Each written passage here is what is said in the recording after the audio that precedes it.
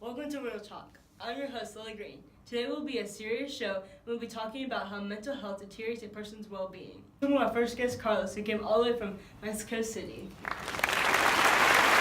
I know that your brother Felix died recently. How has his death affected you as a person? Well, I've always had dreams of pursuing cooking, but my father didn't consider it a stable job.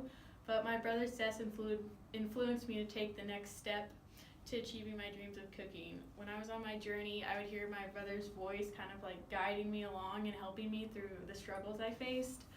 And in a way, it was my brother that helped me be where I am today. Next we have Suzette, a girl from the West Coast but goes to school on the East Coast. Thank you for being on our show. And I know that your brother has bipolar disorder and has been creating distance between people he loves. How has that affected you and his well-being? It's been hard seeing the person he was. He was so happy and he was a really social person, turned into someone who cut himself off from his friends and family and people he was really close to. I've been struggling with staying positive and supporting the choices he makes. He's come a long way since the start of his behavior. That's really great. Third, we have Asa Holmes coming all the way from Indiana. Hello, Asa. Thank you for coming. Thank you for having me. So, Asa, how have you been since finding Mr. Pickett's body in Davis moved to Colorado? It was definitely rowdy for a while, but things have starting to settle down. Good to hear. After your situation over the past couple of months involving your conflicts between Daisy and Mr. Pickett's disappearance, do you have any advice for the audience? Sure. I always advise people to enjoy the presence of the person they're with and not take them for granted, because you never know when that choice is going to be taken away from you. Just like Davis and I with our dads, or with Daisy, as I've said before, your now is not your forever. Awesome. Our next guest is Cadence, all the way from Massachusetts. How have you been since you realized what you did in summer 15? It's been a little bit of a struggle, but I've definitely been working on myself. As I've said before, we liars believe that time heals. Do you still see the liars? I do, sometimes. Looking back on your situation, would you still want to inherit the island knowing what you've done? No, I don't want anything to do with it. It brings back too many memories and the symbolism of the liars. Okay, thank you for coming. Now we have our last guest, Violet, who is coming all the way from Bartlett, Indiana.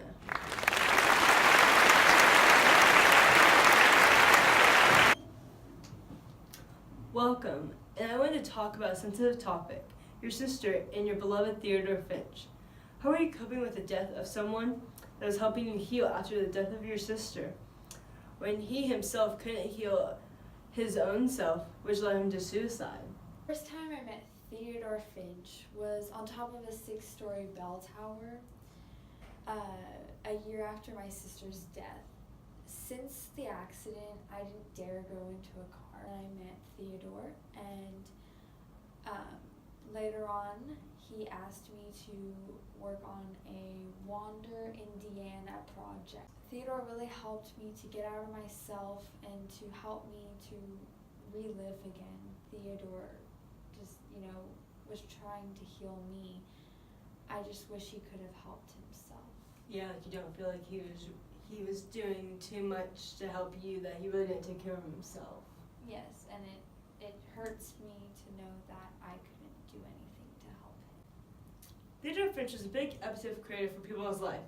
If you could say an epitaph for him, what would it be? The day that Finch asked me to create my own epitaph, I didn't know.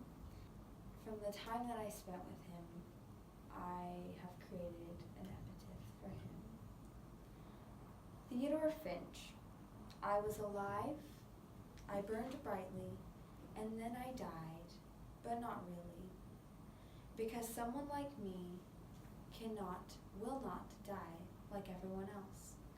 I linger like the legends of the Blue Hole.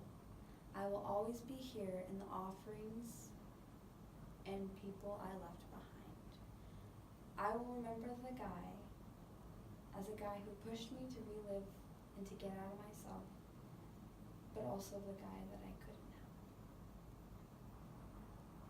thank you.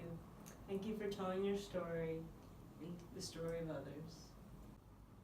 Thank you for joining Real Talk.